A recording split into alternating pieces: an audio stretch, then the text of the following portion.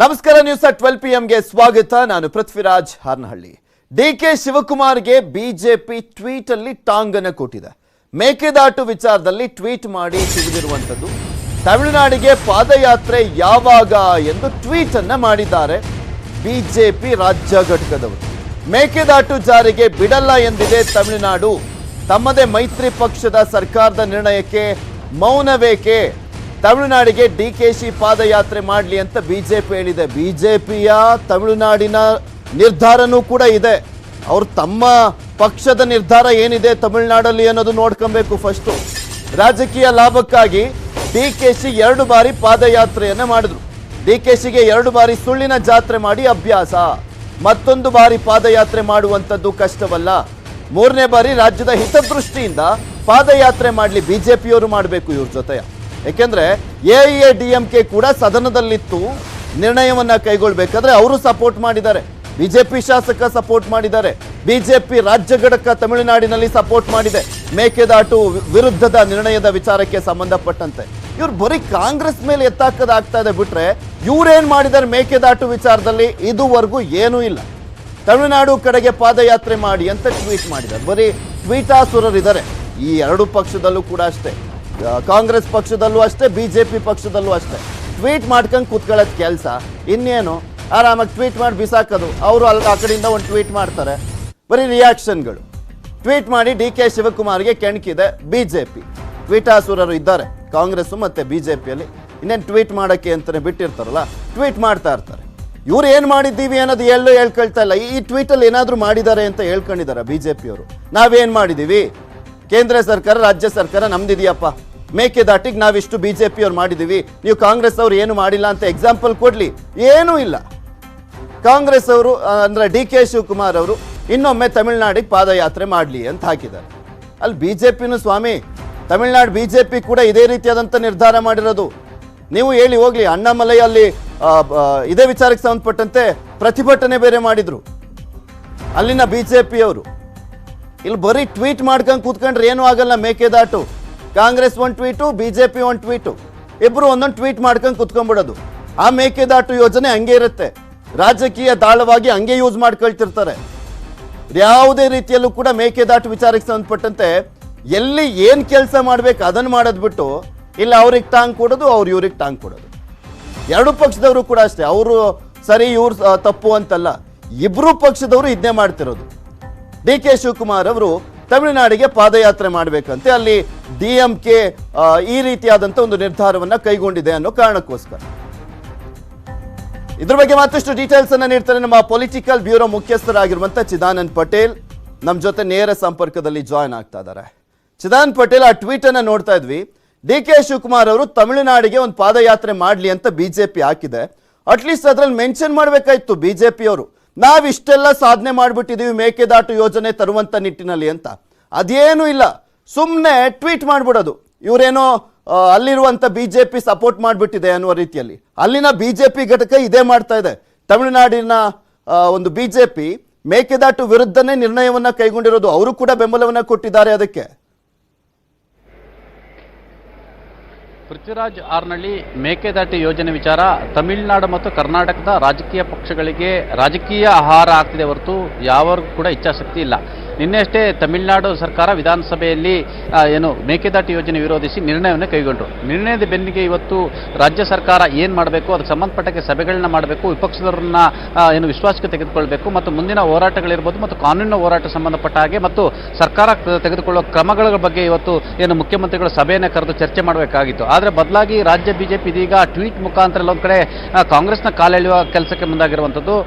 ಸದ್ಯ ಈಗ ಸರ್ಕಾರ ಇರುವಂಥದ್ದು ಮತ್ತು ಈಗಾಗಲೇ ಕರ್ನಾಟಕದಲ್ಲಿ ಈ ಯೋಜನೆ ಇರೋದ್ರಿಂದ, ಕರ್ನಾಟಕದ ಒಳಗಡೆ ಇರೋದ್ರಿಂದ ತಮಿಳುನಾಡಿಗೆ ಏನು ಟ್ರಿಬ್ಯುನಲ್ನಲ್ಲಿ ಏನು ಕೊಟ್ಟಿರ್ತಕ್ಕಂಥ ತೀರ್ಪಿನಂತೆ ನಾವು ನೀರನ್ನು ಬಿಡಬೇಕಾಗಿದೆ. ಆ ನೀರನ್ನು ಬಿಡದಿದ್ರೆ ಮಾತ್ರ ಅವರು ಪ್ರಶ್ನೆ ಮಾಡೋ ಹಕ್ಕಿರ್ತಕ್ಕಂಥದ್ದು. ಈ ಹಿಂದೆ ಕೂಡ ತಮಿಳುನಾಡಿನ ವಕೀಲರು ಕರ್ನಾಟಕದ ಗಡಿ ಒಳಗಡೆ ಅವರು ಏನು ಬೇಕಾದರೂ ಮಾಡಲಿ, ಆದರೆ ನಮಗೆ ಕೊಡುವ ನೀರನ್ನು ನಮಗೆ ಕೊಡಲಿ ಅನ್ನೋ ಒಂದು ಈ ಹಿಂದೆ ಏನು ಸುಪ್ರೀಂ ಕೋರ್ಟ್ನಲ್ಲಿ ಕೂಡ ವಾದವನ್ನು ಮಂಡಿಸಿದರು. ಇದೀಗ ತಮಿಳುನಾಡು ಸರ್ಕಾರ ಕೂಡ ರಾಜಕೀಯ ಹಿತಾಸಕ್ತಿಗಾಗಿ, ರಾಜಕೀಯ ವಿಚಾರಕ್ಕಾಗಿ ಅಲ್ಲಿ ವಿಧಾನಸಭೆಯಲ್ಲಿ ಈಗಾಗಲೇ ನಿರ್ಣಯವನ್ನು ಮಂಡಿಸಿರುವಂಥದ್ದು. ಆದರೆ ರಾಜ್ಯದಲ್ಲಿ ಇದೀಗ ಎಲ್ಲೊಂದು ಕಡೆ ಈ ಮೇಕೆದಾಟು ಯೋಜನೆ ಯೋಜನೆ ಜಾರಿ ವಿಚಾರದಲ್ಲಿ ಇದೀಗ ಕಾಂಗ್ರೆಸ್ ಮತ್ತು ಡಿ ಕೆ ಶಿವಕುಮಾರ್ ಅವರನ್ನ ಕಾಲೆಳೆಯಲಿಕ್ಕೆ ಮುಂದಾಗಿರುವಂಥದ್ದು. ಈಗಾಗಲೇ 2 ಬಾರಿ ಪಾದಯಾತ್ರೆಯನ್ನು ಮಾಡಿರುವಂಥ ಡಿ ಕೆ ಶಿವಕುಮಾರ್ ಅವರು ಮೇಕೆದಾಟು ಯೋಜನೆ ಜಾರಿಗೆ ಒತ್ತಾಯಿಸಿ ತಮಿಳುನಾಡುವರೆಗೆ ಪಾದಯಾತ್ರೆ ಮಾಡಲಿ ಅಂತೇಳಿ ರಾಜ್ಯ ಬಿಜೆಪಿ ಟ್ವೀಟ್ ಅನ್ನು ಮಾಡಿರುವಂಥದ್ದು. ಆದರೆ ಎಲ್ಲೊಂದು ಕಡೆ ಇಲ್ಲಿ ಕರ್ನಾಟಕ ಮತ್ತು ತಮಿಳುನಾಡು ಎರಡೂ ಕಡೆ ರಾಜಕೀಯ ಇಚ್ಛಾಶಕ್ತಿ ಕೊರತೆ ಇರತಕ್ಕಂಥದ್ದು. ಕರ್ನಾಟಕದ ರಾಜಕೀಯ ಪಕ್ಷಗಳು ಕೂಡ ಎಲ್ಲೊಂದು ಕಡೆ ರಾಜಕೀಯನ ಹುಡುಕ್ತಿರ್ತಕ್ಕಂಥದ್ದು. ಆದರೆ ಮೇಕೆದಾಟು ಯೋಜನೆ ಜಾರಿಗೆ ಸಂಬಂಧಪಟ್ಟ ಈಗಾಗಲೇ ಬಜೆಟ್ನಲ್ಲಿ 1,000 ಕೋಟಿ ರೂಪಾಯಿ ಹಣವನ್ನು ಮೀಸಲಿಟ್ಟಿರ್ತಕ್ಕಂಥ ಮುಖ್ಯಮಂತ್ರಿ ಬಸವರಾಜ ಬೊಮ್ಮಾಯಿ ಅವರು ಇದೀಗ ಎಲ್ಲೊಂದು ಕಡೆ ಕೇಂದ್ರಕ್ಕೆ ನಿಯೋಗ ಹೋಗುವಂಥದ್ದು ಮತ್ತು ಅದಕ್ಕೆ ತ್ವರಿತವಾಗಿ ವೇಗಗತಿಯಲ್ಲಿ ಮೇಕೆದಾಟು ಯೋಜನೆ ಜಾರಿ ಮಾಡೋಕ್ಕೆ ಸಂಬಂಧಪಟ್ಟಾಗೆ ಕಾನೂನಿನ ಹೋರಾಟ ಇರಬಹುದು ಮತ್ತು ಅನುಮತಿ ವಿಚಾರ ಇರಬಹುದು ಮತ್ತು ಕೇಂದ್ರ ಸರ್ಕಾರಕ್ಕೆ ಮನವಿ ಮಾಡೋ ವಿಚಾರದಲ್ಲಿ ಕೂಡ ಎಲ್ಲೊಂದು ಕಡೆ ಆಮೆಗತಿಯಲ್ಲಿ ಇರತಕ್ಕಂಥದ್ದು ಕೂಡ ಕಂಡು ಬರ್ತಿರುವಂಥದ್ದು.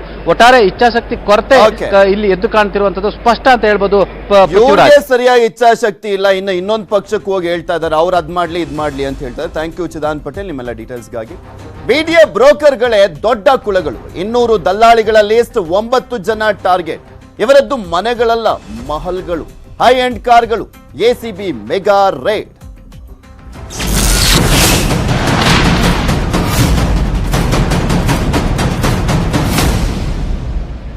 ಬಿಡಿಎ ಬ್ರೋಕರ್ಗಳ ಮನೆಗಳಲ್ಲಿ ಎಸಿಬಿ ಶೋಧವನ್ನ ಮುಂದುವರಿಸಿದೆ. ಬಿಡಿಎ ಬ್ರೋಕರ್ಗಳ ಮನೆಗಳನ್ನ ನೋಡಿ ಎಸಿಬಿನೇ ಶಾಕ್ ಆಗಿತ್ತು. ಒಬ್ಬರಿಗಿಂತ ಒಬ್ಬ ಶ್ರೀಮಂತ ಐಷಾರಾಮಿ ಜೀವನ ಇದೆ. ಎಸಿಬಿ ಅವರು ಆ ಬ್ರೋಕರ್ಗಳಿಗೆ ಶಾಕ್ ಕೊಡ್ಲಿಕ್ಕೆ ಹೋಗಿದ್ರು, ಆದ್ರೆ ಅವ್ರಿಗೆ ಶಾಕ್ ಎದುರಾಗಿತ್ತು ಅಲ್ಲಿ ಅವ್ರ ಮನೆಗಳನ್ನು ನೋಡಿ. ಆರ್ಟಿ ನಗರ ಮೋಹನ್ ಮನೆಯಲ್ಲಿ ಅಪಾರ ಚಿನ್ನ ಬೆಳ್ಳಿ ಪತ್ತೆ ಆಗಿದೆ. 4.9 kg ಚಿನ್ನ, 4.9 kg ಚಿನ್ನ ಸಿಕ್ಕಿದೆ ಅಲ್ಲಿ. ಅಂದ್ರೆ ಹತ್ತತ್ರ 2.5 ಕೋಟಿಯಷ್ಟು ಚಿನ್ನ. 1 kgಗೆ ಹತ್ತತ್ರ 50 ಲಕ್ಷ ಆಗುತ್ತೆ. 4.9 kg ಹತ್ತತ್ರ 5 kg ಅಂದ್ರೆ 2.5 ಕೋಟಿಯಷ್ಟು ಚಿನ್ನ, 15 kg ಬೆಳ್ಳಿ, ವಜ್ರದ ಆಭರಣಗಳು ಕೂಡ ಪತ್ತೆ ಆಗಿದೆ. ಬಿಡಿಎ ಬ್ರೋಕರ್ ಆಗಿರುವಂತ ಮೋಹನ್ ಮನೆಯಲ್ಲಿ ಶೋಧವನ್ನ ಮುಂದುವರಿಸಿದ್ದಾರೆ ಎಸಿಬಿ ಅಧಿಕಾರಿಗಳು.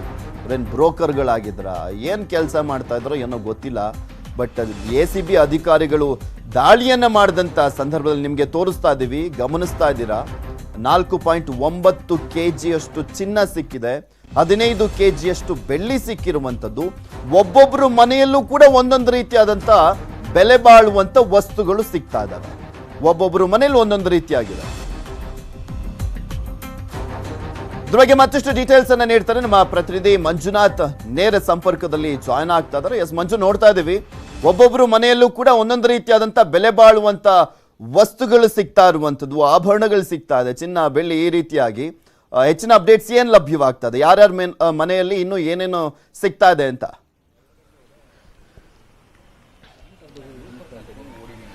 ಎಸ್, ಖಂಡಿತವಾಗ್ಲೂ ಪೃಥ್ವಿ, ಬೆಳಿಗ್ಗೆ 6 ಗಂಟೆ ಇವರೆಗೂ ಸುಮಾರು 6 ಗಂಟೆಗಳ ಕಾಲ ಎಸಿಬಿಯ 100ಕ್ಕೂ ಅಧಿಕ ಅಧಿಕಾರಿಗಳು ಸುಮಾರು 9 ಜನ ಮಧ್ಯವರ್ತಿಗಳ ಮನೆಯ ಮೇಲೆ ದಾಳಿಯನ್ನು ಮಾಡಿರುವಂತದ್ದು. ಅದರಲ್ಲೂ ಕೂಡ ಅಷ್ಟೇ ಪ್ರಮುಖವಾಗಿ ಈಗ ಪೊಲೀಸರು ಕೊಟ್ಟಿರುವಂತಹ ಮಾಹಿತಿಯ ಪ್ರಕಾರವಾಗಿ ಆರ್ಟಿ ನಗರದ ನಿವಾಸಿಯಾಗಿರುವಂತಹ ಮೋಹನ್ ಅವರ ಮನೆಯಲ್ಲಿ ಸುಮಾರು 5 kg ಅಷ್ಟು ಚಿನ್ನ ಸಿಕ್ಕಿರುವಂತದ್ದು, ಜೊತೆಗೆ 15 kg ಅಷ್ಟು ಬೆಳ್ಳಿ ಸೇರಿದಂತೆ ಒಂದಷ್ಟು ಡೈಮಂಡ್ಗಳು ಕೂಡ ಸಿಕ್ಕಿರುವಂತದ್ದು. ಒಟ್ಟಾರೆಯಾಗಿ ಲೆಕ್ಕಾಚಾರ ಮಾಡ್ತಾ ಇದ್ದಂದ್ರೆ ಕೋಟ್ಯಾಂತರ ರೂಪಾಯಿ ಮೌಲ್ಯದ ಚಿನ್ನಾಭರಣ ಮತ್ತು ಒಂದಷ್ಟು ದಾಖಲಾತಿಗಳು ಕೂಡ ಈಗಾಗಲೇ ಮೋಹನ್ ಅವರ ಮನೆಯಲ್ಲಿ ಸಿಕ್ಕಿದೆ. ಆ ಒಂದು ದಾಖಲಾತಿಗಳನ್ನ ಪರಿಶೀಲನೆ ಮಾಡುವಂತ ಒಂದು ಕೆಲಸವನ್ನು ಕೂಡ ಈಗಾಗಲೇ ಮಾಡ್ತಿರುವಂತದ್ದು. ಜೊತೆಗೆ ಮೋಹನ್ ಅವರ ಒಂದು ಬ್ಯಾಂಕ್ ನಲ್ಲಿಯೂ ಕೂಡ ಅಷ್ಟೇ ಸಾಕಷ್ಟು ಕೋಟ್ಯಾಂತರ ರೂಪಾಯಿ ಹಣ ವ್ಯವಹಾರ ಆಗಿರೋದ್ರ ಬಗ್ಗೆ ಈಗಾಗಲೇ ಮಾಹಿತಿ ಕೂಡ ಲಭ್ಯವಾಗಿದ್ದು, ಬಹುತೇಕ ಮಧ್ಯಾಹ್ನದ ಬಳಿಕ ಮೋಹನ್ ಅವರನ್ನು ನೇರವಾಗಿ ಬ್ಯಾಂಕ್ಗೆ ಕರೆದೊಯ್ದು ಅಲ್ಲಿ ಲಾಕರ್ ಗಳನ್ನ ಓಪನ್ ಮಾಡುವಂತ ಒಂದು ಕೆಲಸವನ್ನು ಕೂಡ ಈಗಾಗಲೇ ಮಾಡೋದಕ್ಕೆ ಅಧಿಕಾರಿಗಳು ಮುಂದಾಗಿರುವಂತದ್ದು. ಮತ್ತೊಂದು ಕಡೆ ಇನ್ನೊಂದು ಮನೋಜ್ ಎಂಬುವಂತಹ ಮತ್ತೊಬ್ಬರ ಬ್ರೋಕರ್ನ ಮನೆಯನ್ನು ಕೂಡ ಈಗಾಗಲೇ ಜಾಲಾಡಿದಂತ ಅಧಿಕಾರಿಗಳಿಗೆ ಕೋಟ್ಯಾಂತರ ರೂಪಾಯಿ ಮೌಲ್ಯದ ಒಂದಷ್ಟು ವಾಚ್ ಮತ್ತು ಗಾಗಲ್ಸ್ ಕೂಡ ಪತ್ತೆಯಾಗಿದೆ. ಯಾಕಂದ್ರೆ ರೋಲೆಕ್ಸ್ ವಾಚ್ ಆಗಿರ್ಬೋದು, ಜೊತೆಗೆ ಲಕ್ಷ ಬೆಲೆ ಬಾಳುವಂತಹ ಒಂದಷ್ಟು ವಾಚ್ಗಳು ಕೂಡ ಸಿಕ್ಕಿದೆ. ಪೊಲೀಸರು ಹೇಳುವಂತಹ ಮಾಹಿತಿಯ ಪ್ರಕಾರವಾಗಿ ಬಂಗಾರದ ವಾಚ್ ಕೂಡ ಇರುವಂತಹ ಸಾಧ್ಯತೆ ಇದೆ ಅನ್ನುವಂತ ಒಂದು ಅನುಮಾನವನ್ನು ಕೂಡ ಅಷ್ಟೇ ದಾಳಿಯ ವೇಳೆ ವ್ಯಕ್ತ ಮಾಡ್ತಿರುವಂತಹದ್ದು. ಮೇಲ್ನೋಟಕ್ಕೆ ಇಬ್ಬರು ಮನೆಗಳಲ್ಲಿ ಸಿಕ್ಕಂತಹ ಒಂದು ಪ್ರಾಪರ್ಟಿ ಬಗ್ಗೆ ಮಾತ್ರ ಈಗಾಗಲೇ ಎಸಿಬಿ ಕೂಡ ಅಷ್ಟೇ ಅಧಿಕೃತವಾಗಿ ಹೇಳಿರುವಂತಹದ್ದು. ಇದು ಬಿಟ್ಟರೆ ಉಳಿದಂತೆ ಇನ್ನು 7 ಜನ ಮಧ್ಯವರ್ತಿಗಳಿಂದ ಅವರ ಮನೆಯಲ್ಲಿ ಏನೆಲ್ಲ ಸಿಗುತ್ತೆ ಅನ್ನೋದು ಬಹುತೇಕ 2 ಗಂಟೆಯ ವೇಳೆಗೆ ಸ್ಪಷ್ಟವಾದಂತಹ ಚಿತ್ರಣ ಕೂಡ ಗೊತ್ತಾಗ್ತಿರುವಂತಹದ್ದು. ಒಟ್ಟಾರೆಯಾಗಿ ಏನು ಬೆಂಗಳೂರು ಅಭಿವೃದ್ಧಿ ಮಾಡುವಂತಹ ಒಂದು ಬಿಡಿಎ ಕಚೇರಿಯಲ್ಲಿ ದಳ್ಳಾಳಿಗಳಾಗಿ ಕೆಲಸ ಮಾಡ್ತಿದ್ದಂತಹ ಇವರೆಲ್ಲರೂ ಕೂಡ ಅಷ್ಟೇ ಕೋಟ್ಯಾಂತರ ರೂಪಾಯಿ ಅಕ್ರಮವಾಗಿ ಆಸ್ತಿಯನ್ನ ಸಂಪಾದನೆ ಮಾಡಿದ ಅಷ್ಟೇ ಅಲ್ಲದೆ ಅಧಿಕಾರಿಗಳ ಜೊತೆ ನಿರಂತರವಾಗಿ ಸಂಪರ್ಕದಲ್ಲಿದ್ದರು. ಬಿಡಿಎದಲ್ಲಿ ಯಾವುದೇ ಯಾವುದೇ ರೀತಿಯಂತ ಸೈಟ್ಗಳು ಕೊಳ್ಳೋದಾಗಿರ್ಬೋದು, ಮಾರಾಟ ಮಾಡೋದಾಗಿರ್ಬೋದು, ಬೇರೆ ಯಾವುದೇ ರೀತಿಯಂತ ವ್ಯವಹಾರ ಬೇಕಾಗಿದ್ರು ಕೂಡ ಅಷ್ಟೇ ಇದೇ ಒಂದು ದಲ್ಲಾಳಿಗಳ ಮುಖಾಂತರವಾಗಿ ಅಧಿಕಾರಿಗಳು ಮಾಡ್ತಿದ್ರು ಅನ್ನೋದ್ರ ಬಗ್ಗೆ ಕೂಡ ಈಗಾಗಲೇ ಪೊಲೀಸರಿಗೆ ವಿಚಾರಣೆ ವೇಳೆಯಲ್ಲಿ ಗೊತ್ತಾಗಿರುವಂತದ್ದು. ಸದ್ಯಕ್ಕೆ 9 ಜನರ ಮನೆಯು ಕೂಡ ಅಷ್ಟೇ ಸದ್ಯಕ್ಕೆ ರೈಡ್ ಅನ್ನ ಕಂಟಿನ್ಯೂ ಮಾಡಿದ್ದಾರೆ. ಸುಮಾರು 6 ಗಂಟೆಗಳಿಂದ ನಿರಂತರವಾಗಿ ಮನೆಗಳನ್ನ ಶೋಧ ಕಾರ್ಯವನ್ನು ಮಾಡ್ತಿದ್ದಾರೆ. ಒಟ್ಟಾರೆ ಬಹುತೇಕ ಇವತ್ತು ಸಂಜೆವರೆಗೂ ಕೂಡ ಅಷ್ಟೇ ದಾಳಿ ಕಂಟಿನ್ಯೂ ಆಗುವಂತ ಸಾಧ್ಯತೆಗಳಿದ್ದು, ಸಂಜೆ ವೇಳೆಗೆ ಸ್ಪಷ್ಟವಾದಂತ ಚಿತ್ರಣ ಕೂಡ ಗೊತ್ತಾಗುತ್ತೆ. ಯಾರ ಮನೆಯಲ್ಲಿ ಎಷ್ಟೆಲ್ಲ ಆಸ್ತಿ ಪಾಸ್ತಿಗಳು ಸಿಕ್ತು ಮತ್ತು ಏನೆಲ್ಲ ಪ್ರಾಪರ್ಟಿ ಸಿಕ್ತು ಅನ್ನೋದ್ರ ಬಗ್ಗೆ ಸಂಜೆ ವೇಳೆಗೆ ಸ್ಪಷ್ಟವಾಗಿ ಗೊತ್ತಾಗಲಿರುವಂತಹದ್ದು. ಥ್ಯಾಂಕ್ ಯು ಮಂಜು ನಿಮ್ಮೆಲ್ಲ ಡೀಟೇಲ್ಸ್ಗಾಗಿ. ಬಗೆದಷ್ಟು ಬಯಲಾಗ್ತಾ ಇದೆ ಬಿಡಿಎ ಬ್ರೋಕರ್ಗಳ ಸಂಪತ್ತು. ಬಿಡಿಎ ಬ್ರೋಕರ್ ಮನೋಜ್ ಮನೆಯಲ್ಲಿ ಎಸಿಬಿ ಶೋಧವನ್ನ ಮುಂದುವರಿಸಿದೆ. ಸೆಲೆಬ್ರಿಟಿ ರೀತಿ ಶೋಕಿಯನ್ನ ಮಾಡ್ತಾ ಇದ್ದ ದಲ್ಲಾಳಿ ಮನೋಜ್ ಅನ್ನುವಂತ ಮಾಹಿತಿ ಲಭ್ಯವಾಗ್ತಾ ಇದೆ. ಮನೋಜ್ ಮನೆಯಲ್ಲಿ ದುಬಾರಿ ಬೆಲೆಯ ಗಾಗಲ್ಸ್ಗಳು, ವಾಚ್ಗಳು ಪತ್ತೆ ಆಗಿದೆ. ಲಕ್ಷ ಮೌಲ್ಯದ 19 ಗಾಗಲ್ಸ್ಗಳು ಪತ್ತೆ ಆಗಿದೆ. ಪತ್ತೆ ಮಾಡಿದೆ ಎಸಿಬಿ. ದಾಳಿಯನ್ನು ಮಾಡಿದಂಥ ಸಂದರ್ಭದಲ್ಲಿ ರೋಲ್ಯಾಕ್ಸ್ ವಾಚು, ಫಾಸಿಲ್ ವಾಚ್ಗಳು, ಹಾಗೆ ದೊಡ್ಡ ಕಂಪನಿ ಯಾವ್ಯಾವೆಲ್ಲ ಪ್ರಮುಖವಾದಂಥ ಬೆಲೆ ಬಾಳುವಂಥ ವಾಚ್ ಕಂಪ್ನಿಗಳಿದ್ದಾವೆ ಆ ಎಲ್ಲ ಕಂಪ್ನಿಯ ವಾಚ್ಗಳು ಕೂಡ ಇದ್ದಾವೆ. ಟೋಟಲ್ ಆಗಿ ಒಂದು 20 ವಾಚ್ಗಳು ಪತ್ತೆ ಆಗಿರುವಂಥದ್ದು. ಬಂಗಾರದ ವಾಚ್ಗಳು ಕೂಡ ಇರುವ ಬಗ್ಗೆ ಎಸಿಬಿ ಅಧಿಕಾರಿಗಳು ಅನುಮಾನವನ್ನ ವ್ಯಕ್ತಪಡಿಸ್ತಾ ಇದ್ದಾರೆ. ಮನೆಯಲ್ಲಿ 1.5 ಲಕ್ಷ ನಗದು, ಲಕ್ಷಾಂತರ ರೂಪಾಯಿ ಮೌಲ್ಯದ ಚಿನ್ನಾಭರಣ ಪತ್ತೆ ಆಗಿದೆ. ಮನೋಜ್ ಮನೆಯ ಮೂಲೆಯನ್ನ ಹುಡುಕಾಡ್ತಾ ಇದ್ದಾರೆ ಎಸಿಬಿ ಅಧಿಕಾರಿಗಳು. ಏನ್ ಪತ್ತೆ ಮಾಡಿದ್ರು ಕೂಡ ಎಷ್ಟರ ಮಟ್ಟಿಗೆ ಅದಾದ್ಮೇಲೆ ಇವರು ಶಿಕ್ಷೆ ಕೊಡಿಸ್ತಾರೆ ಅನ್ನುವಂಥದ್ದು ಅಷ್ಟೇ ಇಂಪಾರ್ಟೆಂಟು. ಯಾಕೆಂದ್ರೆ ಈಗೇನೋ ನೋಡ್ತಾ ಇದೀವಿ, ಇಷ್ಟೆಲ್ಲ ಪತ್ತೆ ಆಗಿದೆ ಅಂತ ತೋರಿಸ್ತಾ ಇದೀವಿ, ಬಟ್ ಅದಾದ್ಮೇಲೆ ಅರೆಸ್ಟ್ ಆಗ್ತಾರ, ಅದೆಲ್ಲ ಸರ್ಕಾರದ ವಶಕ್ಕೆ ಹೋಗುತ್ತಾ ಅಂತ ನೋಡಿದ್ರೆ ಏನೂ ಹೋಗಿರಲ್ಲ. ಒಬ್ಬರಿಗಿಂತ ಒಬ್ಬ ಬ್ರೋಕರ್ ಶ್ರೀಮಂತ. ದಲ್ಲಾಳಿಗಳ ಮನೆ ಕಂಡು ಎಸಿಬಿ ಟೀಮೇ ಶಾಕ್ಗೊಳಗಾಗಿದೆ. ಬ್ರೋಕರ್ ಅಶ್ವಥ್ ಮನೆ ಜಾಲಾಡ್ತಾನೆ ಇದ್ದಾರೆ. ಎಸಿಬಿ ಅಧಿಕಾರಿಗಳು ಬೆಳಗ್ಗೆ ಶಾಕ್ ಕೊಡಕ್ಕೆ ಹೋಗಿದ್ರು, ಅವ್ರಿಗೆ ಶಾಕ್ ಎದುರಾಗಿತ್ತು. ಮನೆ ಒಳಗೋದ ಮೇಲೆ ಅನ್ಸಿದ್ದು ತಲೆ ಗಿರ್ರನ್ನ ಥರ ಆಗ್ತಾ ಇತ್ತು ಅವಳಿಗೆ, ಎಸಿಬಿ ಅಧಿಕಾರಿಗಳಿಗೆ. ಯಾಕೆಂದ್ರೆ ಆ ರೀತಿಯಾದಂಥ ದೊಡ್ಡ ಬಂಗಲೆಗಳು ಅವು. ಮುದ್ದಿನ ಪಾಳ್ಯದಲ್ಲಿರುವಂಥ ಬ್ರೋಕರ್ ಅಶ್ವಥ್ ಮನೆಯಲ್ಲಿ ಐಷಾರಾಮಿ ಕಾರುಗಳು ಪತ್ತೆ ಆಗಿದ್ದಾವೆ. ಒಂದು ಬೆಂಜು, ಒಂದು ಆಡಿ, ಒಂದು ಇನೋವಾ ಕಾರ್ ಪತ್ತೆ ಆಗಿರುವಂಥದ್ದು. ಅಶ್ವಥ್ ಮನೆಯಲ್ಲಿ ರೈಡ್ ಮಾಡಿದಂಥ ಸಂದರ್ಭದಲ್ಲಿ ಪಾರ್ಕಿಂಗ್ ಲಾಟಲ್ಲಿ ದೊಡ್ಡ ಕಾರ್ಗಳು ನಿಂತಿದ್ವು. ಎಲ್ಲ ಬೆಲೆ ಬಾಳುವಂತಹ ಕಾರ್ಗಳು, ಅಂದರೆ ದೊಡ್ಡ ಕಂಪನಿಗಳ ಕಾರ್ಗಳು. ಮಿನಿಮಮ್ ಅಂದರೂ 50 ಲಕ್ಷದ ಮೇಲಿರುವಂಥ ಕಾರ್ಗಳು ಅವು. ನೀವು ತೋರಿಸ್ತಾ ಇದ್ದೀವಿ ನಿಮಗೆ. Audi car, Benz car, Innova car ಈ ರೀತಿಯಾಗಿದೆ. ಹಾಗೆ ದೊಡ್ಡ ಮನೆ ಕೂಡ, ಮನೆಯಲ್ಲೂ ಸಾಕಷ್ಟು ಪ್ರಮಾಣದಲ್ಲಿ ಹಣ ಸಿಕ್ಕಿದೆ ಅನ್ನುವಂಥ ಮಾಹಿತಿ ಕೂಡ ಲಭ್ಯವಾಗ್ತಾ ಇದೆ. ಕೆಜಿ ಗಟ್ಟಲೆ ಬಂಗಾರ, ಬೆಳ್ಳಿ ಮತ್ತು ಒಂದು ಕಡೆ ವಾಚ್ಗಳು, ಲಕ್ಷಾಂತರ ರೂಪಾಯಿ ಮೌಲ್ಯದ ಸನ್ಗ್ಲಾಸ್ಗಳು, ಗಾಗಲ್ಸ್ಗಳೆಲ್ಲ ಪತ್ತೆ ಆಗಿದೆ. ಎಸಿಬಿ ಅಧಿಕಾರಿಗಳು ದಾಳಿಯನ್ನು ಮಾಡಿದಂಥ ಸಂದರ್ಭದಲ್ಲಿ ಇನ್ನೂ ಕೂಡ ಎಸಿಬಿ ಅಧಿಕಾರಿಗಳು ದಾಳಿಯನ್ನು ಮುಂದುವರಿಸಿ ಪರಿಶೀಲನೆಯನ್ನು ಮಾಡ್ತಾ ಇದ್ದಾರೆ. ಇದು ಒಂಥರ ಆಡಿಟಿಂಗ್ ಕೆಲಸ ಆಗ್ಬಿಟ್ಟಿದೆ. ಎಸಿಬಿ ದಾಳಿ ಮಾಡುತ್ತೆ, ಅದೆಲ್ಲವನ್ನು ಕೂಡ ಪತ್ತೆ ಮಾಡ್ತಾರೆ. ಅದಾದಮೇಲೆ ಅವ್ರ ಆಡಿಟ್ರನ್ನ ಯಾರನ್ನಾದ್ರೂ ಕರ್ಕೊಂಬಂದು ಅದಕ್ಕೊಂದು ಲೆಕ್ಕ ಕೊಡ್ತಾರೆ, ಆಮೇಲೆ ಅಲ್ಲಿಗೆ ಕ್ಲೋಸ್ ಆಗೋದು. ಬಿಡಿಎ ಬ್ರೋಕರ್ ಅಶ್ವಥ್ ಮನೆ ಮೇಲೆ ಎಸಿಬಿ ಅಧಿಕಾರಿಗಳು ದಾಳಿ ಮಾಡಿದ್ರು. ನ್ಯೂಸ್ 18 ಕನ್ನಡಕ್ಕೆ ದಾಳಿಗೊಳಗಾದಂತ ಅಶ್ವಥ್ ಪ್ರತಿಕ್ರಿಯೆ ಕೊಟ್ಟರು. ನಾವು ರೈತರ ಮಕ್ಕಳು, ನಮ್ಮ ಜಮೀನು ಬಿಡಿಎಗೆ ಹೋಗಿದೆ ಅಂತ ಹೇಳಿದ್ರು ಅಶ್ವಥ್. ನಾವು ರೈತರ ಮಕ್ಕಳು, ನಮ್ಮ ಜಮೀನು ಬಿಡಿಎಗೆ ಹೋಗಿದೆ, ನಾವು ಪರಿಹಾರವನ್ನ ತೆಗೆದುಕೊಳ್ಳಿಕ್ಕೆ ಬಿಡಿಎ ಕಚೇರಿಗೆ ಹೋಗಿದ್ವಿ, ಅದನ್ನೇ ಇಟ್ಕೊಂಡು ಬ್ರೋಕರ್ಗಳು ಅನ್ನುವಂಥ ತಪ್ಪಲ್ವಾ ಸಾರ್ ಅಂದ್ರು ಅಶ್ವಥ್. ನ್ಯೂಸ್ 18 ಕನ್ನಡಕ್ಕೆ ದಾಳಿಗೊಳಗಾದಂಥ ಅಶ್ವಥ್ ಪ್ರತಿಕ್ರಿಯೆ ಇದು. ದಾಳಿ ಸಂಬಂಧ ಅಶ್ವಥ್ನನ್ನ ಹೊರ ಕರೆದುಕೊಂಡು ಹೋಗಿದ್ರು ಎಸಿಬಿ ಅಧಿಕಾರಿಗಳು. ಮನೆಗೆ ವಾಪಸ್ ಬಂದಂಥ ಸಂದರ್ಭದಲ್ಲಿ ಪ್ರತಿಕ್ರಿಯೆ ಕೊಟ್ಟರು ಅಶ್ವಥ್. ಏನ್ ಮಾತನಾಡಿದ್ರು ನೋಡೋಣ.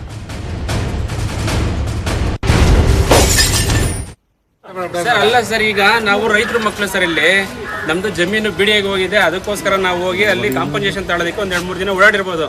ಅದನ್ನ ಇದನ್ನ ಇಟ್ಕೊಂಡು ಬ್ರೋಕರ್ಗಳು ಅನ್ನೋದು ಅದೆಲ್ಲ ತಪ್ಪಲ್ವಾ ಸರ್? ಯಾರೋ ಬಿಡಿ ಅಧಿಕಾರಿಗಳು ಮಾಡೋ ಅಂತ ಒಂದು ಇದಕ್ಕೆ ನಮ್ಗಳಿಗೆಲ್ಲ ಇದು ಮಾಡಿದ್ರೆ ಅಲ್ಲ ಮಾಡೋದಲ್ಲ. ಮತ್ತಷ್ಟು ಸುದ್ದಿಗಳನ್ನ ನಿಮ್ಮ ಮುಂದೆ ಇಡ್ತಾ ಹೋಗ್ತೀನಿ, ಆದ್ರೆ ಅದಕ್ಕೂ ಮುಂಚೆ ಒಂದು ಸ್ಮಾಲ್ ಬ್ರೇಕ್.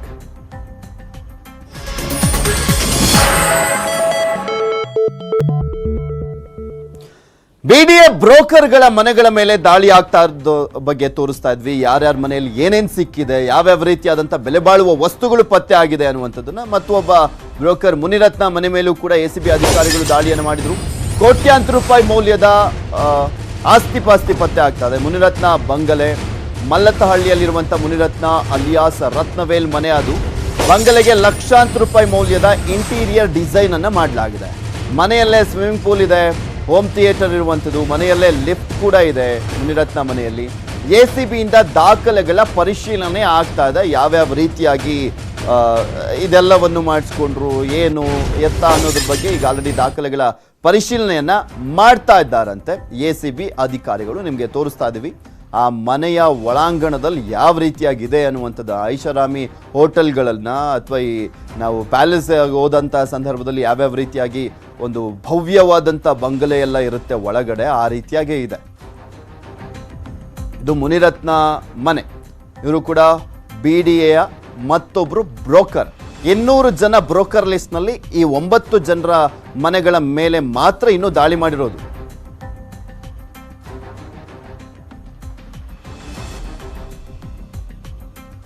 ಈಗ ತೋರಿಸ್ತಾ ಇದ್ದೀವಿ, ಗಮನಿಸ್ತಾ ಇದ್ದೀರಾ ಆ ಒಂದು ಸ್ಕ್ರೀನ್ ಮೇಲೂ ಕೂಡ ಯಾವ ರೀತಿಯಾಗಿದೆ, ಭವ್ಯವಾಗಿದೆ ಮುನಿರತ್ನ ನಿವಾಸ ಅನ್ನುವಂಥದ್ದನ್ನ.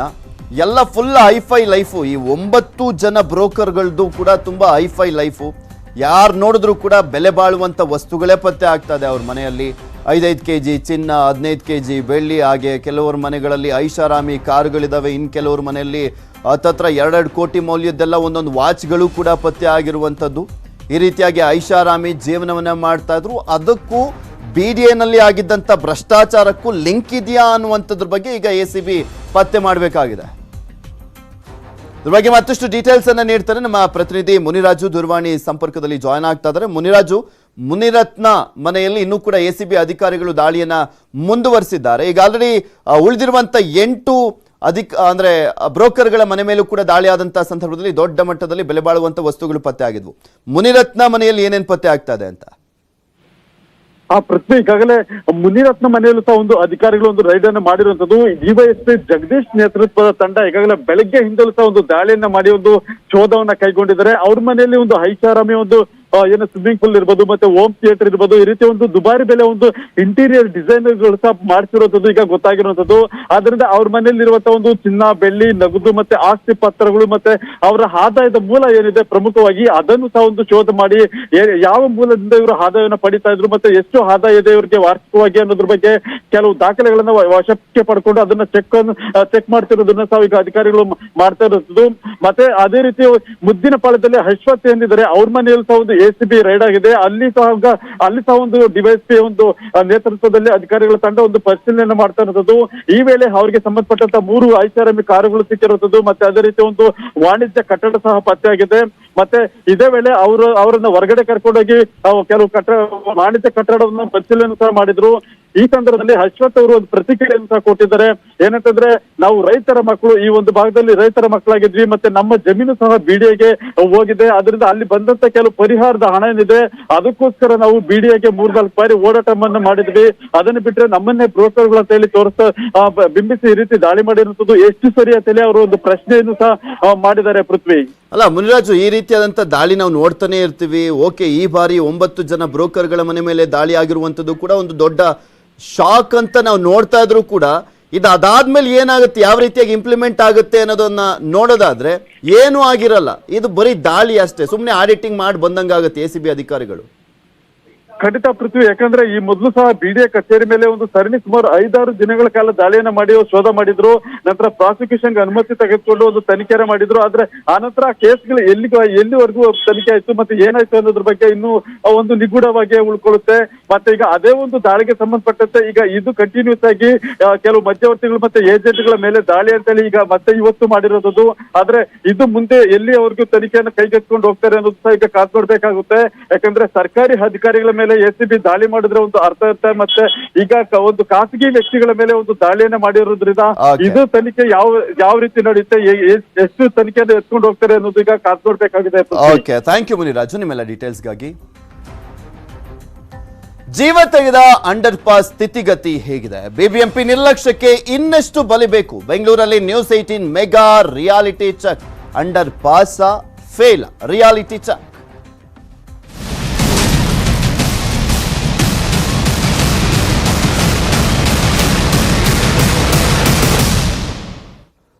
ರಾಜಧಾನಿಯಲ್ಲಿ ಸುರಂಗ ಮಾರ್ಗಗಳ ಸ್ಥಿತಿ ಹೇಗಿದೆ? ಸಾರ್ವಜನಿಕರು ಸ್ಕೈ ವಾಕ್ಗಳನ್ನ ಬಳಕೆ ಮಾಡ್ತಿದ್ದಾರಾ? ಸುರಂಗ ಮಾರ್ಗಗಳು, ಸ್ಕೈ ವಾಕ್ಗಳು ಸುರಕ್ಷಿತವಾಗಿದೆಯಾ ಜನರಿಗೆ ಅನ್ನುವಂಥ ಪ್ರಶ್ನೆ ಸಹಜವಾಗಿ ಮೂಡ್ತಾ ಇರುವಂಥದ್ದು.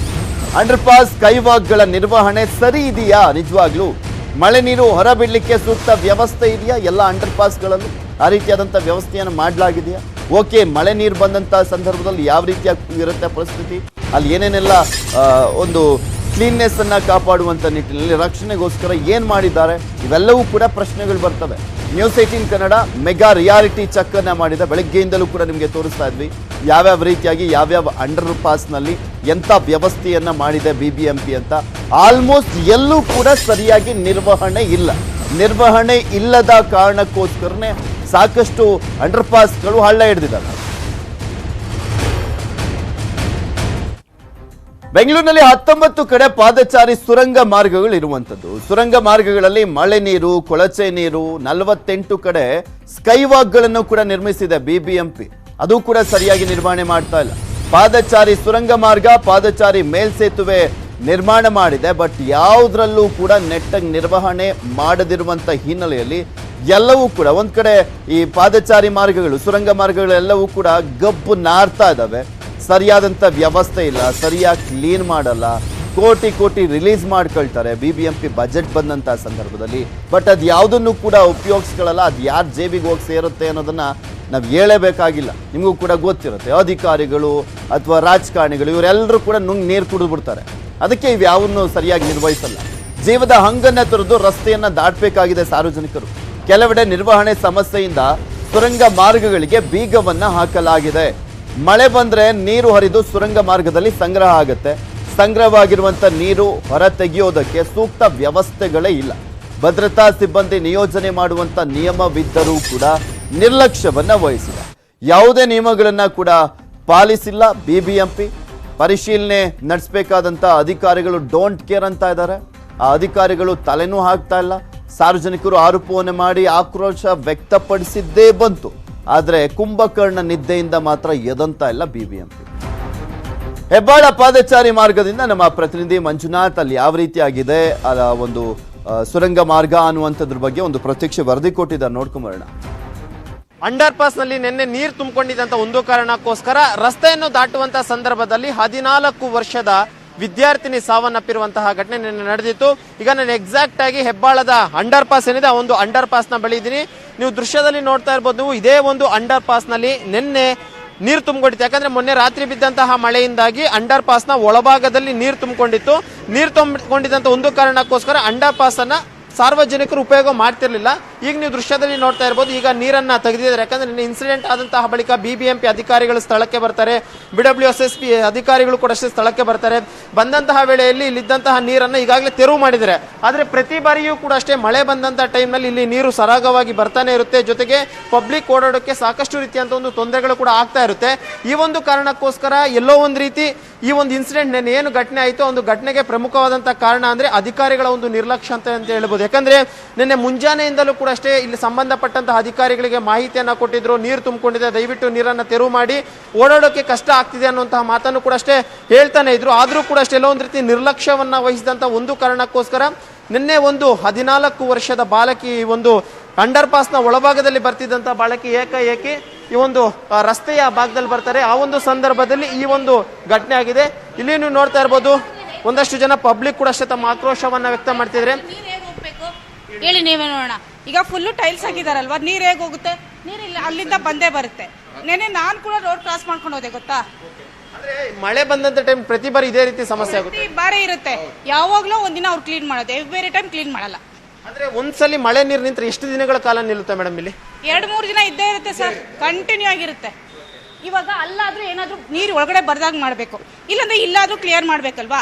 ಯಾವ ಕಡೆನೂ ಮಾಡಿದ್ರೆ ಏನ್ ಮಾಡ್ತಾರೆ? ನೆನೆ ನಾನು ಕೂಡ ರೋಡ್ ಕ್ರಾಸ್ ಮಾಡ್ಕೊಂಡು ಹೋದೆ ಸರ್. ಅಂದ್ರೆ ಮಳೆ ಬಂದಂತ ಟೈಮ್ ನಲ್ಲಿ ನೀವು ಅಂಡರ್ ಪಾಸ್ ಒಳಗಡೆ ಬರಕ್ ಆಗೋದಿಲ್ಲ? ನಾನು ಬರಲೇ ಇಲ್ಲ, ಆ ಕಡೆಯಿಂದ ಹೋದೆ. ಸತ್ರ ಸಾಯಲಿ ಬಿಡಿ, ಪಬ್ಲಿಕ್ ಸತ್ರ ಅವ್ರಿಗೆ ಏನಾಗಬೇಕು ಅಲ್ವಾ? ಓಕೆ ಸರ್, ಹೇಳಿ, ನೀವು ರೆಗ್ಯುಲರ್ ಆಗಿ ಇದೇ ಒಂದು ಅಂಡರ್ ಪಾಸ್ ಯೂಸ್ ಮಾಡಿ? ಹೌದು ಸರ್. ಓಕೆ, ಏನೆಲ್ಲ ಸಮಸ್ಯೆ ಆಗುತ್ತೆ ಮಳೆ ನೀರು ಬಂದಾಗಲೂ? ಮಳೆ ಬಂದರೆ, ಗಾಳಿ ಬಂದರೆ ತುಂಬ ನೀರು ಇರ್ತವೆ ಇಲ್ಲಿ. ತುಂಬ ಅಂತಂದರೆ ತುಂಬ ನೀರು ಪ್ರತಿಯೊಂದು ದಿವಸ. ಮಳೆ ಬರಲ್ಲ ಏನು ತೊಂದರೆ ಇಲ್ಲ, ಮಳೆ ಬಂದು ಇದನ್ನು ಕ್ಲಿಯರ್ ಮಾಡಿದ್ರೆ ಏನೂ ಆಗಲ್ಲ. ಕ್ಲಿಯರ್ ಮಾಡಲ್ಲ ಅವರು, ಮಾಡಲ್ಲ. ಹೌದು ಹೌದು. ಎಲ್ಲ ಫುಲ್ ನೆನ್ನೆ ಇಲ್ಲಿವರೆಗೂ ಇದು ನೀರು ಒಂದು ಮಿನಿಮಮ್ ಅಂದ್ರೆ ಒಂದು ಅರ್ಧ ಅಡಿ ಮುಕ್ಕಾಲು ಅಡಿ ನೀರು ಇದೆ. ಅಂದ್ರೆ ಎಲ್ಲೋ ಒಂದು ರೀತಿ ಇಲ್ಲಿ ಓಡಾಡುವಂತಹ ಜನ ಹೇಳ್ತಿರುವಂತಹದ್ದು ಮಳೆ ಬರುವಂತಹ ಟೈಮ್ ನಲ್ಲಿ ಸಾಕಷ್ಟು ರೀತಿಯಂತ ಒಂದು ತೊಂದರೆಗಳಾಗುತ್ತೆ. ಕಂಪ್ಲೀಟ್ ಆಗಿ ಅಂಡರ್ ಪಾಸ್ ನಲ್ಲಿ ಎಲ್ಲೂ ಕೂಡ ಅಷ್ಟೇ ನೀರು ಹೋಗೋದಕ್ಕೆ ಅವಕಾಶವಿಲ್ಲ. ಈ ರೀತಿಯಾಗಿ ಅಧಿಕಾರಿಗಳು ಮಾಡಿರೋ ಇನ್ನು ದೃಶ್ಯದಲ್ಲೂ ಕೂಡ ಇನ್ನು ನೋಡ್ತಾ ಇರಬಹುದು. ಈ ಒಂದು ಕಾರ್ನರ್ ಭಾಗದಲ್ಲಿ ಒಂದು ಓಲನ್ನು ಕೂಡ ಅಟ್ಲೀಸ್ಟ್ ಮಾಡ್ಬೇಕಾಯ್ತು. ಓಲ್ ಮಾಡಿದ್ರೆ ಅಟ್ಲೀಸ್ಟ್ ಇಲ್ಲಿ ಅಂತ ನೀರು ನೇರವಾಗಿ ಇದರ ಮುಖಾಂತರವಾಗಿ ಹೊರಗಡೆ ಹೋಗುತ್ತೆ. ಆ ಒಂದು ಸಂದರ್ಭದಲ್ಲಿ ಇಲ್ಲಿ ಯಾವುದೇ ರೀತಿಯಂತ ಅನಾಹುತಗಳು ಕೂಡ ಆಗೋದಿಲ್ಲ. ಜೊತೆಗೆ ಪ್ರಮುಖವಾಗಿ ಜನರ ಓಡಾಟಕ್ಕೆ ಕೂಡ ಅಷ್ಟೇ ಸುಗಮವಾಗಿ ಬರುತ್ತೆ. ಇನ್ನು ಹೊರಭಾಗದಲ್ಲಿ ಕೂಡ ಇನ್ನು ನೋಡ್ತಾ ಇರ್ಬೋದು ಯಾವ ರೀತಿಯಾಗಿ ವೆಹಿಕಲ್ಗಳ ಮೂವ್ಮೆಂಟ್ ಇರುತ್ತೆ ಅನ್ನೋದನ್ನು ಕೂಡ ತೋರಿಸ್ತಾ ಇದೀವಿ. ಯಾಕಂದ್ರೆ ಸಂಬಂಧಪಟ್ಟಂತ ಅಧಿಕಾರಿಗಳು ಎಚ್ಚೆತ್ತುಕೊಳ್ಬೇಕಿಲ್ಲ ಅಂದ್ರೆ ಮುಂದಿನ ದಿನಗಳಲ್ಲಿ ಸಾಕಷ್ಟು ರೀತಿಯಂತ ಒಂದು ಅವಘಡಗಳು ಕೂಡ ಸಂಭವಿಸುತ್ತೆ. ಎಲ್ಲೋ ಒಂದ್ ರೀತಿ ಅಧಿಕಾರಿಗಳ ಒಂದು ನಿರ್ಲಕ್ಷ್ಯತೆ ಅಂತ ಹೇಳ್ಬೋದು. ಯಾಕಂದ್ರೆ ಒಮ್ಮೆ ಮಳೆ ಬಿದ್ದಂತಹ ವೇಳೆಯಲ್ಲಿ 2-3 ದಿನಗಳ ಕಾಲ ಇಲ್ಲಿ ಓಡಾಟ ಮಾಡೋದಕ್ಕೆ ಅಂಡರ್ ಪಾಸ್ನ ಒಳಭಾಗದಲ್ಲಿ ಆಗೋದಿಲ್ಲ. ಆ ಒಂದು ಸಂದರ್ಭದಲ್ಲಿ ರಸ್ತೆಯನ್ನ ಬೇರೆ ಮಾರ್ಗ ಇಲ್ಲದೆ ದಾಟಬೇಕಾದಂಥ ಅನಿವಾರ್ಯತೆ ಇರುವಂಥದ್ದು. ಈ ಒಂದು ಸಂದರ್ಭದಲ್ಲಿ ಇಂತಹ ಒಂದು ಅಪಘಾತಗಳು ಸಂಭವಿಸ್ತಾ ಇರುವಂಥದ್ದು ಸಂಬಂಧಪಟ್ಟಂತಹ ಅಧಿಕಾರಿಗಳು ಇನ್ನಾದರೂ ಕೂಡ ಎಚ್ಚೆತ್ತುಕೊಳ್ಬೇಕಾಗಿರುತ್ತೆ. ಕೂಡಲೇ ಇದಕ್ಕೆ ಪರ್ಯಾಯ ಒಂದು ವ್ಯವಸ್ಥೆಯನ್ನು ಮಾಡಬೇಕಾಗಿರುತ್ತೆ. ಇಲ್ಲ ಅಂದಂತಹ ವೇಳೆಯಲ್ಲಿ ನಿನ್ನೆ 14 ವರ್ಷದ ಬಾಲಕಿ ಮಾತ್ರ ಸಾವನ್ನಪ್ಪಿರುವಂಥದ್ದು. ಮುಂದಿನ ದಿನಗಳಲ್ಲಿ ಸಾಕಷ್ಟು ರೀತಿಯಂತಹ ಸಾವು ನೋವುಗಳು ಕೂಡ ಅಷ್ಟೇ ಸಂಭವಿಸಿದರೂ ಕೂಡ ಆಶ್ಚರ್ಯ ಪಡಬೇಕಾಗಿಲ್ಲ. ಕ್ಯಾಮ್ರಾ ಪರ್ಸನ್ ಶಿವಪ್ಪ ಜೊತೆ ಮಂಜುನಾಥ್, ನ್ಯೂಸ್ 18 ಕನ್ನಡ, ಬೆಂಗಳೂರು. ಯಾಕೆ ರಿಯಾಲಿಟಿ ಚೆಕ್ ಮಾಡ್ತಾ ಇದೀವಿ ಅಂದ್ರೆ ನಿನ್ನೆ ಅಷ್ಟೇ ಒಬ್ಳು 9ನೇ ಕ್ಲಾಸ್ ಓದ್ತಾ ಇದ್ದಂತ ವಿದ್ಯಾರ್ಥಿನಿ ಅಕ್ಷಯ ಸಾವನ್ನಪ್ಪಿದ್ಲು. ಆ ಸಂದರ್ಭದಲ್ಲಿ BBMP ಅವ್ರು ಹೇಳಿದ್ರು ಇಲ್ಲ ಅವರು ಇದ್ರಲ್ಲಿ ಕರೆಕ್ಟ್ ಆಗಿ ಸ್ಕೈ ವಾಕ್ ಅಲ್ಲಿ ಹೋಗ್ಬೇಕಾಗಿತ್ತು ಬಟ್ ಹೋಗ್ಲಿಲ್ಲ ಅಂತ. ಬಟ್ ಇದು ಪರಿಸ್ಥಿತಿ. ಸ್ಕೈ ವಾಕ್ ಅನ್ನು ಕೂಡ ನೆಟ್ಟಗೆ ನಿರ್ವಹಣೆ ಮಾಡಿಲ್ಲ, ಈ ಅಂಡರ್ ಪಾಸ್ ಗಳನ್ನು ಕೂಡ ನೆಟ್ಟಗೆ ನಿರ್ವಹಣೆ ಮಾಡಿಲ್ಲ. ಅಟ್ಲೀಸ್ಟ್ ಈಗಲಾದ್ರೂ ನೆಟ್ಟಗೆ ನಿರ್ವಹಣೆ ಮಾಡಿ ಹೆಂಗಿದೆ ಪರಿಸ್ಥಿತಿ ಅನ್ನೋದನ್ನ ತೋರಿಸ್ತಾ ಇದೀವಿ. ದಪ್ಪ ಚರ್ಮ ಕುಂಭಕರ್ಣ ನಿದ್ದೆ ಹೊಡಿತಾ ಇರುವಂತ ಅಧಿಕಾರಿಗಳು ಅಟ್ಲೀಸ್ಟ್ ಈಗಲಾದ್ರೂ ತಮ್ಮ ಕೆಲಸಗಳನ್ನ ನೆಟ್ಟಗೆ ನಿರ್ವಹಿಸ್ಲಿ. ಮತ್ತಷ್ಟು ಸುದ್ದಿಯನ್ನು ನಿಮ್ಮ ಮುಂದೆ ಇಡ್ತಾ ಹೋಗ್ತೀನಿ, ಆದ್ರೆ ಅದಕ್ಕೂ ಮುಂಚೆ ಒಂದು ಸ್ಮಾಲ್ ಬ್ರೇಕ್.